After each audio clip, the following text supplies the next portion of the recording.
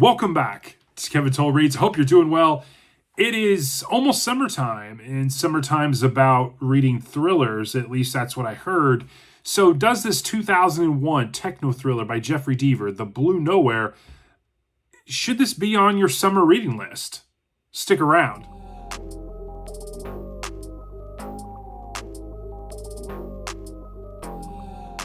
So The Blue Nowhere by Jeffrey Deaver.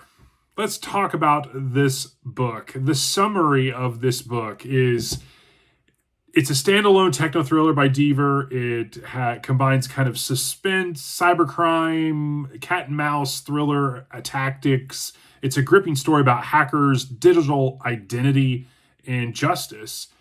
You know, it's set in Silicon Valley. You have Wyatt Gillette, who is a hacker, is temporarily released from prison to help the local police and their cyber crimes unit, or CCU unit, track down a serial killer that is using an online presence to social engineer his way in and play a digital online game back in the late 90s, a mud game, and do it in real life. His identity is known as Fate, Phate, Fate, as in, yeah.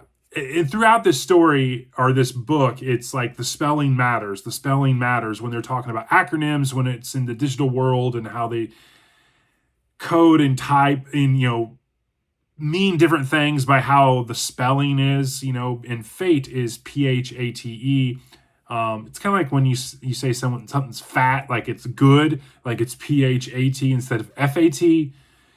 Or nowadays when kids say, that's fire or that slaps, because, saying that's good or that's enjoyable is just so difficult, I guess. But anyways, Fate is a brilliant psychopathic hacker who uses his digital prowess to infiltrate people's lives, social engineering them, learn their secrets, and then murder them. And so he has played this game, not in California, but in many other states as well, and they uncover this. And so he is designated as a serial killer. So that's the summary of this thing. Let's talk a bit about why I enjoyed it.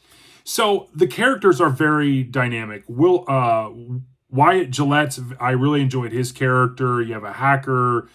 He's kind of a good guy. He has some morals, even though he's a hacker. He doesn't go after people. He's more about big business and government hacking.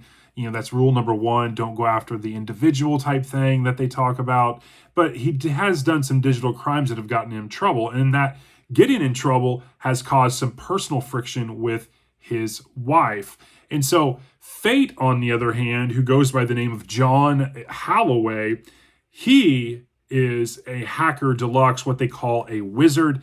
And he had a very troubled childhood. And I really enjoyed the flashbacks and the backstory to his childhood. I thought it really gave a very interesting and dynamic character arc for Fate. Frank Bishop is who assumes a lead command of the CCU team. His kind of going out on a ledge to keep Wyatt engaged and on the team as their best shot to kind of take down Fate and his next target type, kind of cat and mouse dynamic, I thought was really good. I think Frank is, one of those characters that, he's a cop, he has a decent life, he pulls Wyatt in, kind of friends him a little bit, even doesn't treat him like a convict in a way. And I think that really played really well. Patricia Nolan, a computer security expert that was on the team as well, I thought was a really interesting kind of sub character. I liked a lot of the themes, the digital identity part, especially with Bishop's counterpart and lieutenant that's on there, and it is very against computers, and he's like, we'll find this killer doing the old school police detective work. And why you find out he has such a hard stance against computers and mumbo jumbo type stuff, you find out later in the story, and it makes a lot of sense. There's definitely some redemption. There's definitely an isolation theme. There's definitely an ethics about cybersecurity. There's some great excerpts as well. In the Blue Nowhere, you could be anyone. No face, no fingerprint, just a keyboard, a screen, and an idea. And I thought that was really indicative of kind of the overarching story as a whole. Another one was he didn't want money. He wanted something more terrifying: obedience, control, and fear.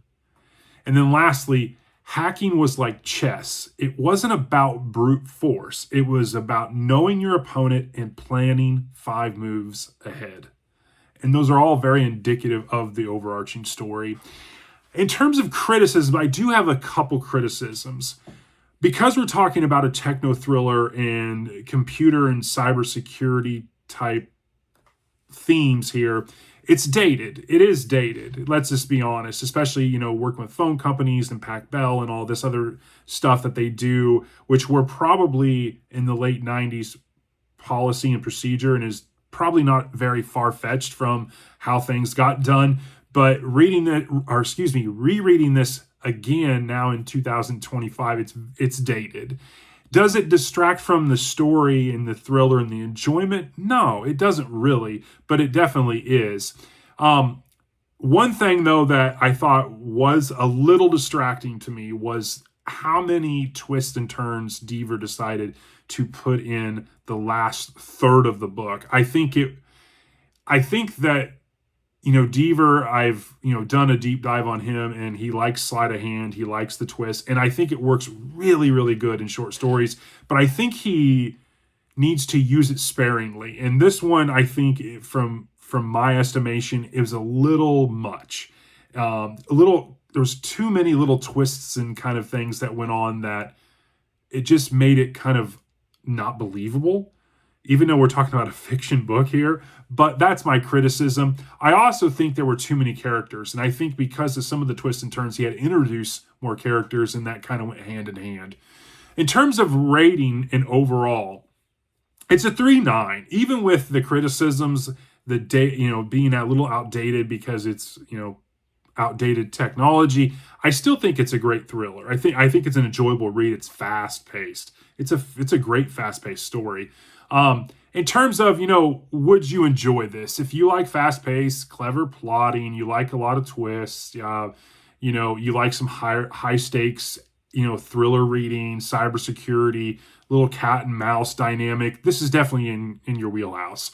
However, if you're not a fan of, reading stuff that talks about data technology or hacking references, you don't like some of the tech jargon, maybe some side characters that weren't as developed, if you like stuff a little more fleshed out when it comes to both character arcs and conflict, this might rub you the wrong way a little bit. So, but anyways, that is my take on The Blue Nowhere. This was a reread for me. I read this in the early 2000s and enjoyed it. I will say, in thinking about that, I can understand why I did, because a lot's happened in the last, say, 20 years since reading this thing. And yeah, especially in the technology world. But that's my review. 3.9 out of 5. Jeffrey Deaver, The Blue Nowhere. I hope you enjoy this, and I will talk to you all in the next one. Thanks.